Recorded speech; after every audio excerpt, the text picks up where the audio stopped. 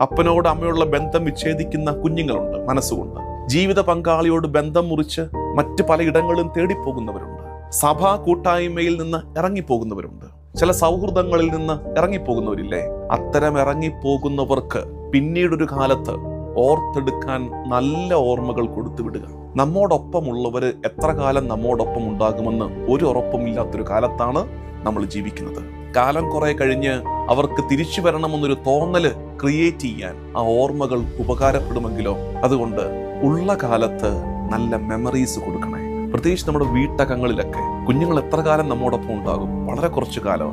ആ കാലത്ത് അവർക്ക് നല്ല ഓർമ്മകൾ കൊടുക്കുക, സ്നേഹത്തിന്റെ എക്സ്പീരിയൻസ് പങ്കുവെച്ചു കൊടുക്കുക. ഇതിന് പുറത്തെന്തോ മെച്ചമുണ്ടെന്ന് വിചാരിച്ച് വീട് വിട്ടിറങ്ങിപ്പോകുന്ന കുഞ്ഞുങ്ങൾക്ക് കുറെ കാലം കഴിയുമ്പോൾ ചെന്ന ഇടങ്ങളിലെല്ലാം തകർച്ചയും സങ്കടവും ഉണ്ടായി കഴിയുമ്പോൾ തിരിച്ചു കയറി വരാൻ ആ ഓർമ്മ അവരെ സഹായിക്കില്ല. ഇന്ന് പറ്റുന്നത് അത്തരം ഓർമ്മകളില്ലാത്തത് കൊണ്ട്